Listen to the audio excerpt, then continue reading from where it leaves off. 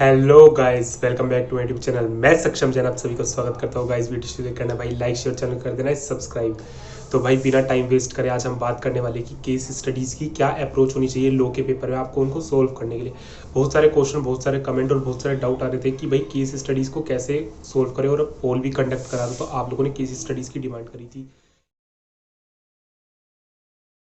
बात करते कि केस स्टडी अगर आपको नहीं आती है तो क्या करना है। देखो भाई, जो भी है केस स्टडी हमारे साथ होता है कि हमें नहीं आती है कहीं, मतलब रहती ही है यार ऐसी दिक्कत कि भाई मोस्टली ऐसे क्वेश्चन होते हैं कि स्टडी में से हम अटक जाते हैं। तो देखो, सबसे पहले फाइंड करो वो चैप्टर कौन सा है, उसमें लिखा हुआ होता है नीचे की कॉन्ट्रैक्ट डिफाइन करो, सोगा से पार्टनरशिप से, कोई दिक्कत नहीं है। भाई आपको केस स्टडी नहीं आ रही तो हम एक एग्जांपल कॉन्ट्रैक्ट का ले लेते हैं कि जैसे आपको कॉन्ट्रैक्ट की केस स्टडी दी हुई है, तो आपको कैसे उसे आइडेंटिफाई करना है कि मतलब उसको कैसे सोल्व करना है कि आपको केस स्टडी नहीं आ रही है। तो कॉन्ट्रैक्ट का एग्जांपल लिया, जैसे आपने केस पढ़ लिया पूरा, उसको आइडेंटिफाई करो कि वो माइनर से रिलेटेड बात कर रहा है, मेजर से रिलेटेड बात कर रहा है, या कंसिडरेशन से रिलेटेड बात कर रहा है, या क्वासी कॉन्ट्रैक्ट है, या कॉन्टिजेंट कॉन्ट्रैक्ट है, इनसे रिलेटेड बात कर रहा है, या ब्रीच ऑफ कॉन्ट्रैक्ट से रिलेटेड बात कर रहा है। पहले आपने ये आइडेंटिफाई कर लिया, क्योंकि देखो इसमें तो आप बिल्कुल कैपेबल है, मैं पूरा श्योर हूँ। अगर आपने कॉन्ट्रैक्ट एक बार क्लास ले रखी है, हल्का फुल्का पढ़ रखा है, तो आप इतना तो श्योर हो कि आप इतना तो एबल होंगे कि आइडेंटिफाई कर लेंगे कि वो कहाँ से बात कर रहा है। ठीक है, देखो माइनर से बात करते तो गिने चुने पॉइंटों पे बात करता है कि माइनर कैपेबल है या नहीं इस कॉन्ट्रैक्ट करने के लिए, माइनर पे क्या माइनर की लाइबिलिटी होगी या नहीं। तो उसको ना फिर प्रैक्टिकल लाइफ में लेके जाओ।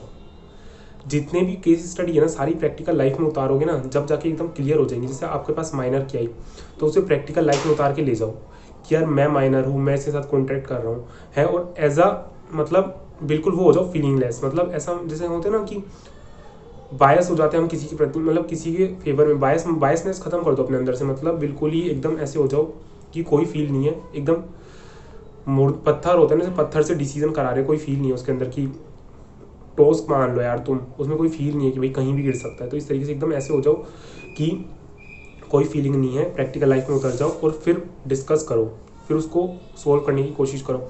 और फिर जो आपका कंक्लूजन निकल के आएगा ना, कंक्लूजन तो मार देना कॉपी पेस्ट, जो आ रहा है आपको अच्छे से लैंग्वेज में लिख के। केस डिस्कस की बात करने की हुई तो भाई देखो क्या कहते हैं, अगर आपको कंक्लूजन आ गया तो आपको कहीं ना कहीं प्रोविजन का आइडिया आ जाता है कि ये प्रोविजन बन सकता है। जैसे माइनर की लाइबिलिटी है और आपको पता चल रहा है कि नहीं है, और प्रोविजन दे रखा है कि इसमें माइनर की इसमें लाइबिलिटी नहीं होनी चाहिए, और क्वेश्चन पूछ रहा है कि इसमें होगी या नहीं।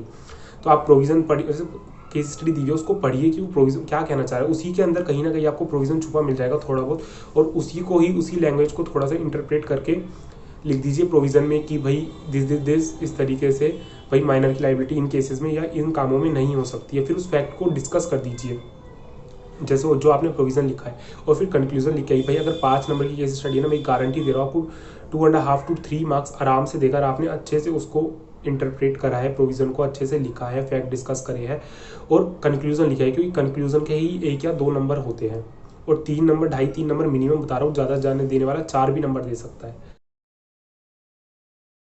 तो देखो भाई, केस स्टडीज़ के क्वेश्चन 3 तरीके के आते हैं। पहले उनको आपको समझना बहुत ज़्यादा जरूरी है कि क्वेश्चन 3 तरीके के कैसे होते हैं। पहला क्वेश्चन होता है कि डायरेक्ट क्वेश्चन डायरेक्ट आंसर, मतलब एक सिंपल सी केस स्टडी लिखी हुई है और उसमें एक ही प्रोविजन लगा के उसको आपको सोल्व करके आंसर कर देना है। सेकंड टाइप की केस स्टडी आती है कि सिंगल केस स्टडी होती है, वही वो सिंगल एक क्वेश्चन में बनी हुई, और क्या कहते हैं उसके अंदर आपको 2 प्रोविजन मर्ज करके उसका आंसर लिखना होता है। और थर्ड टाइप की केस स्टडी ये आती है कि एक केस स्टडी होती है, उसके सब पॉइंट दिए हुए होते हैं, सब क्वेश्चन पॉइंट, कि आपको सब क्वेश्चन पॉइंट के आंसर लिखने होते हैं। तो देखो पहली वाली अप्रोच से बात करते हैं कि फर्स्ट अप्रोच क्या होनी चाहिए केस स्टडीज़ को सोल्व करने के लिए। टाइप नंबर 1 के लिए सिंपल क्वेश्चन आएगा और आपने सिंपल एक प्रोविजन लिख के उसको आंसर कर दिया।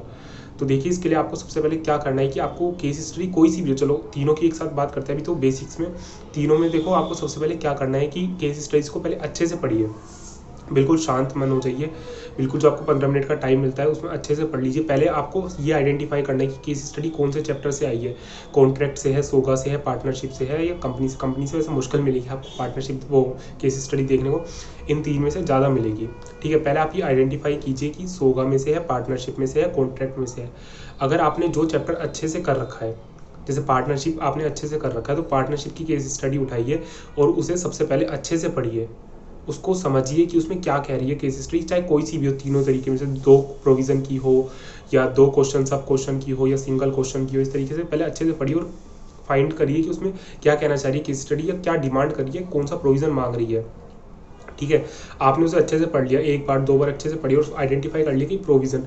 लेकिन अब हमारे मन में पता है क्या है कि कई बार ऐसा होता है केस स्टडी आ जाती है और मन में आते हैं 2 प्रोविज़न और फिर मन में रहता है डाउट। तो आप उस डाउट को कैसे सोल्व करेंगे, केस स्टडी के लिए कोई कौन सा प्रोविज़न फिट करना है, उस केस स्टडी को प्रैक्टिकल लाइफ पे एप्लीकेबल करके देखिए और फिर उस केस का जो प्रोविज़न है फिर उसको आप प्रैक्टिकल लाइफ पे एप्लीकेबल कीजिए।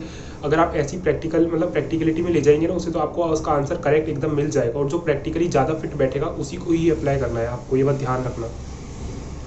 आपने जैसे आइडेंटिफाई कर लिया कि इसमें प्रोविज़न वगैरह क्या लग रहा है, आपने दो सारे प्रोविज़न एकदम फिक्स कर लिए।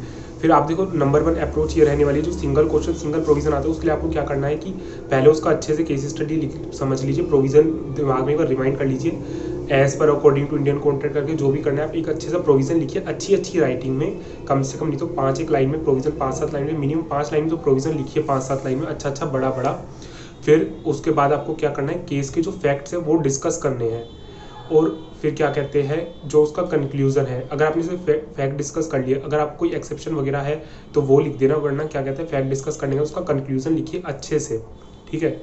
ये तो आपकी हुई क्वेश्चन नंबर 1 की, जो सिंपल केस स्टडी, उसमें आपको कोई डाउट नहीं आने वाला और कोई भी दिक्कत नहीं आएगी। आप करोगे ना तो एकदम मक्खन हो जाएगी, एकदम जो आप करोगे बिल्कुल पॉइंट टू पॉइंट बात हो जाएगी। अब नंबर 2 की बात करते हैं कि एक केस स्टडी 2 प्रोविज़न, मतलब सिंगल क्वेश्चन और 2 प्रोविज़न जिसमें लगते हैं आंसर में। भाई देखो आपको केस स्टडी पढ़ोगे, जैसे उसमें आएगा, एग्जाम्पल ले लेते हैं उसमें से सोगा में से जो फिटनेस वाली है, और उसमें क्या कहते हैं मतलब जो फिटनेस और क्वालिटी वाली है उसमें आपको सेल बाय डिस्क्रिप्शन भी लगाना पड़ता है। जैसे सेल बाय डिस्क्रिप्शन है और sale by quality as to fitness, एक क्वेश्चन है, आप मॉड्यूल में पढ़िएगा या RTPMT में, अगर मतलब हिसाब से मॉड्यूल में ही उसको पढ़िएगा। लेकिन क्या कहते हैं उसमें 2 प्रोविज़न लग रहे हैं, उसमें देखो बिल्कुल अच्छे से लगाया हुआ है। पहले आप उसका मेन प्रोविज़न फाइंड कीजिए कि वो मेन किस प्रोविज़न बेस्ड है, फिर उसका कंपेयर कीजिए। जब आप प्रोविज़न लिख रहे हैं पहले मेन प्रोविज़न लिखिए, फिर उसको ऐसे लिखिए कि this provision read with provision या सेक्शन नंबर या जो भी उस प्रोविज़न का नाम है कि सेल बाय डिस्क्रिप्शन, फिर उसको अच्छे से क्लैरिफाई कीजिए दोनों प्रोविज़न्स को। आपने पहला मेन प्रोविज़न लिखा, फिर उसको सेकंड जो सब प्रोविज़न लग रहा है उसमें उसके साथ डिस्कस किया, मीन कंपेयर किया, फिर फैक्ट डिस्कस कीजिए दोनों प्रोविज़न के साथ कि दोनों प्रोविज़न आपने कैसे फिट बिठाया है, और फिर लास्ट में उसका कंक्लूजन लिखिए, ठीक है। मतलब अप्रोच वही रहने वाली है, प्रोविज़न, फैक्ट और कंक्लूजन। लेकिन आपको डिस्कस कैसे करना है ये बात कर रहे हैं हम, केस स्टडी को सोल्व कैसे करना है। और नंबर 3 की बात करें तो केस स्टडी और 2 क्वेश्चन या सब क्वेश्चन आ जाते हैं जिनमें उनकी, देखिए भाई पहले ना केस स्टडी को समझना है, और हम ये भी बात करेंगे कि आपको केस स्टडी नहीं आ रही है तो आपको कैसे सोल्व करनी है, ठीक है। तो देखते रहना। केस स्टडी में देखो आपको क्या करना है, जैसे 2 क्वेश्चन या 3 क्वेश्चन वाली आती है उसमें आप पहले उसका क्वेश्चन पढ़ लिया अच्छे से, कोई दिक्कत नहीं है, समझ गए क्या प्रोविज़न है, कौन से चैप्टर से है। फिर आपने उसको देखो, हमें ना ये डायरेक्ट ये समझ नहीं आता कि पहले ही क्वेश्चन से आंसर लिखना है, पहले बेसिक केस स्टडी या बेसिक प्रोविज़न लिखना है। पहले आप उसको पढ़िए कि वो सारे जो तीनों चारों क्वेश्चन है एक ही केस से रिलेटेड है, एक ही प्रोविज़न से रिलेटेड है।